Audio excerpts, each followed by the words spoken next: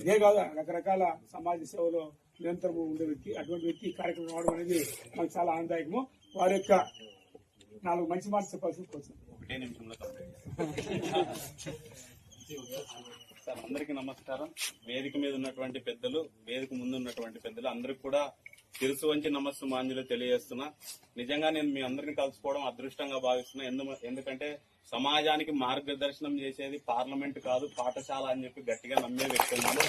కాబట్టి ఏదైతే 4 గోడల మధ్య నిర్మాణమయ్యేటువంటి వ్యక్తులే ఈ దేశానికి దిశాదర్శనం. మరి ఆ వ్యక్తులను తయారు చేసే వ్యవస్థలో మీరు అందరూ ఉండడం, ఈ యొక్క వేదికను పంచుకోవడం నేను అదృష్టంగా భావిస్తున్నా. మరి మీ అందరిని కూడా కలుసుకోవడం. కాబట్టి ఆంధ్రప్రదేశ్ ప్రభుత్వం రిక్రియేషన్ కోసం ఇటువంటి కార్యక్రమాలు తీసుకురావడం, ఎందుకంటే ఇప్పుడున్నటువంటి పరిస్థితుల్లో ఒత్తిడికి లోనై కుటుంబ వ్యవస్థ కావచ్చు, లేకుంటే మనం ఉన్నటువంటి పని వ్యవస్థలో కావచ్చు అనేక ఇబ్బందులను ఎదుర్కొంటున్నాం. కాబట్టి ఇట్లా అందరూ కలుసుకోవడం, ఆటలు ఆడుకోవడం, కలిసి భోంచేయడం అనేది మన యొక్క భారతీయ వ్యవస్థలో ఉన్నటువంటి గొప్ప ఇది.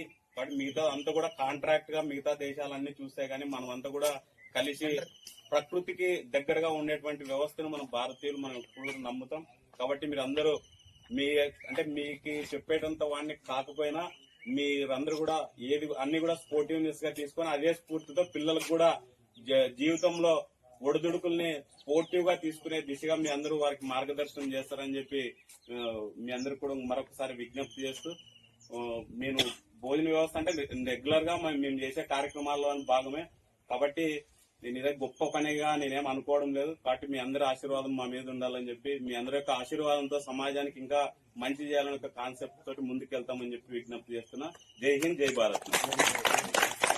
Thank you sir. మరి ముందులో వెంకటేష్ గారికి ప్రత్యేకమైన ధన్యవాదాలు సార్. ఇప్పుడే కాలార్థమైంది, మరి పెద్దలు అక్కడికి వస్తారు సార్. వాళ్ళకన్నా ముందు మొత్తం 16 ఎడముకలు 16 పాముడి మొత్తం లైనప్ చేస్తారు సార్. నాటి మీద వచ్చి సార్ ఏం లేదు సార్, క్యాప్టెన్ తీసుకొని